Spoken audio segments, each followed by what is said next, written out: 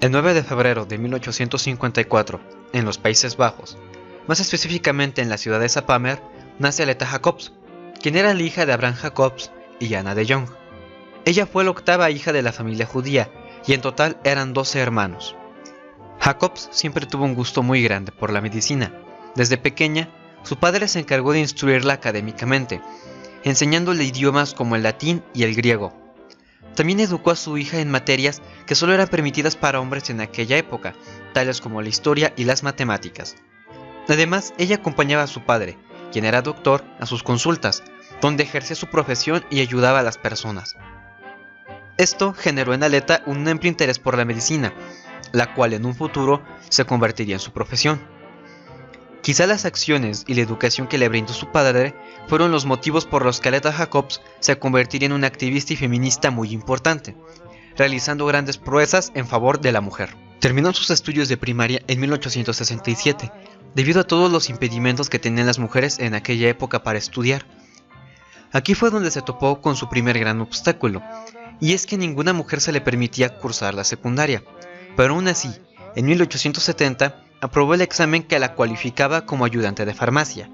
Tras esto, le escribió una carta al primer ministro de los Países Bajos, el liberal J.R. Thorbecke, solicitando el permiso para acceder a la universidad, y un año después, este le envió a su padre una carta donde comunicaba la autorización para que la joven asistiera a la Universidad de Goringa.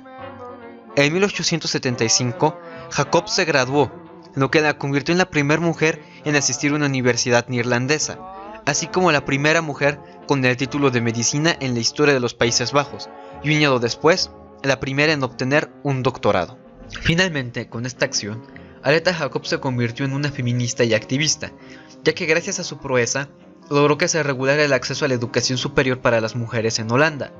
A partir de entonces dedicó su vida a la medicina, pero dio un giro a su vida hacia un entorno más político con un compromiso a favor de las mujeres. Como doctora, empezó a buscar soluciones para la discriminación que sufrían las mujeres. Pronto empezó a luchar en contra de la prostitución y la trata de blancas, ya que notó que esos delitos siempre permanecían impunes, cosa que aún en la actualidad sigue sucediendo. En un intento por remediar la pesadilla de las mujeres a las que atendía, divulgó el uso de métodos anticonceptivos para controlar la natalidad y las enfermedades de transmisión sexual, cosa que fue mal vista en su tiempo, donde la acusaban de ir en contra de la vida, cosa que me hace recordar mucho a los pro vida en la actualidad. Pero ella siempre se mantuvo fiel a su causa, e ignoraba las críticas. Siempre sintió una gran dolencia por los comentarios de su hermano Sam. Aún así, proseguía con su carrera.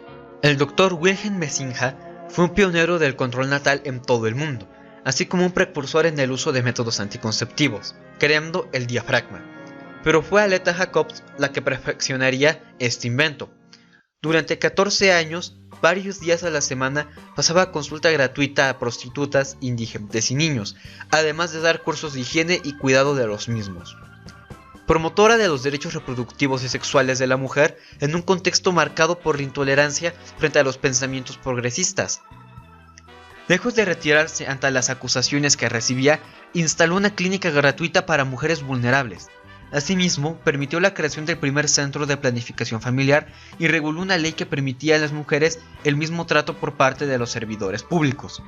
Sus habilidades formales le proporcionaron la amistad con miembros de la Unión General de Comercio Holandés, cuyo líder, B.H. Helt, se sensibilizó con la causa y le ofreció desinteresadamente unas humildes habitaciones, en donde impartiría nociones básicas sobre cuidados infantiles, maternos y de higiene personal. El testimonio de decenas de mujeres maltratadas, violadas y agredidas endureció el temple de Aletta Jacobs.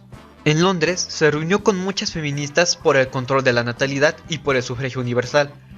Esto último vendría siendo el derecho de las mujeres para votar, así como en la intervención en la toma de decisiones por parte del gobierno. Se mantuvo en su lucha a favor de las mujeres hasta su muerte en 1929. Podría continuar nombrando todos sus logros, así como otras proezas que ella realizó, pero lo importante aquí es, ¿qué importancia tuvo en la historia de México? Directamente, y dada su nacionalidad, no tuvo ninguna intervención ni en la revolución, ya que para ese entonces ya había fallecido, ni mucho menos para la historia de México, obviamente. Pero adelantar que no tuvo ninguna influencia sobre nuestro país es por mucho un grave error. Aunque debido a la falta de comunicación en aquel tiempo y al analfabetismo del país, no se habló mucho de ella, o al menos mi equipo y yo no encontramos registro de ello, aunque sí influyó bastante en México y en el mundo, ya que al permitir la fundación de la Liga Internacional de Mujeres por la Paz y la Libertad, así como la aprobación de la ley que permitía a las mujeres votar en Holanda, fue que este movimiento se propagó por México, y con esto también se logró erradicar gran parte de los problemas que sufren las mujeres.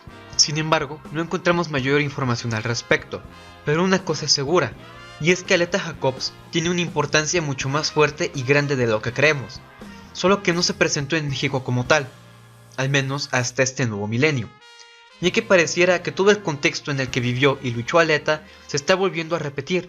Solo pongamos esta reflexión. Ella luchó a favor de los anticonceptivos para prevenir enfermedades y para el control natal, a lo que la criticaban diciendo que iba en contra de la vida.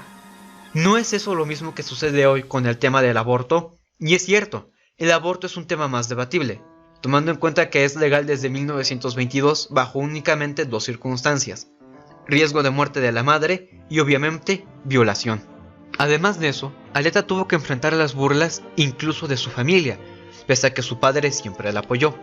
Y la verdad es que no hace falta buscar mucho para notar que en la actualidad sucede lo mismo. Muchas mujeres sufren una cantidad enorme de burlas, falta de atención e incluso, aunque muchos no lo quieran aceptar, sigan despreciándolas por el simple hecho de ser mujeres. Esto se puede notar, ya que hoy más que nunca los feminicidios han ido en aumento. Según el INEGI, de las 46.5 millones de mujeres de 15 años que hay en el país, el 66.1% ha enfrentado violencia de cualquier tipo y de cualquier agresor alguna vez en su vida.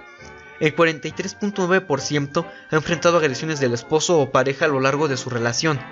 En 2018 se registraron 3.752 defunciones por homicidio de mujeres, el más alto registrado en los últimos 29 años, lo que en promedio significa que fallecieron 10 mujeres diariamente por agresiones intencionales.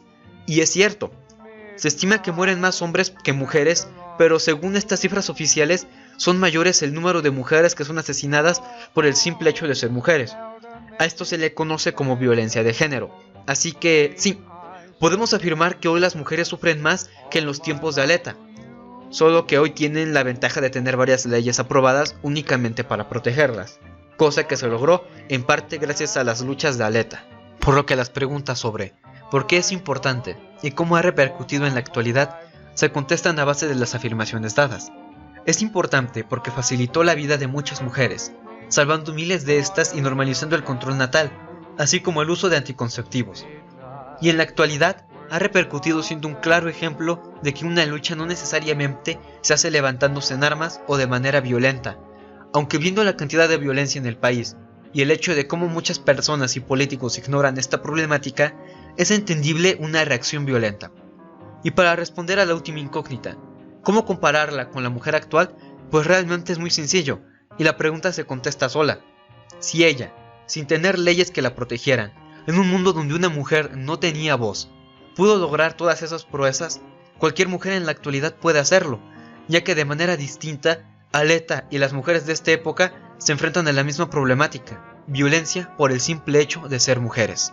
No podemos decir que el feminismo no ha tenido impacto en México, pues las leyes ya dan mayor protección a las mujeres, y cada vez más personas se percatan del sufrimiento que varias de ellas tuvieron que tolerar y que tienen que seguir tolerando.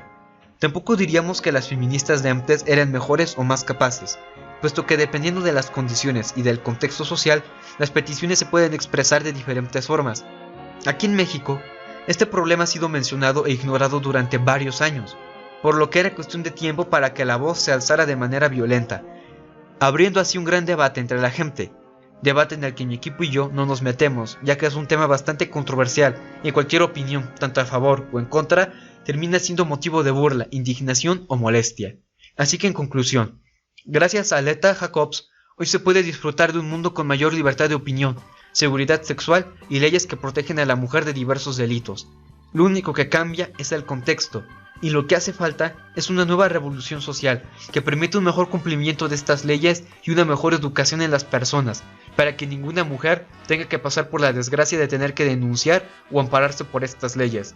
Solo así se podría alcanzar la paz.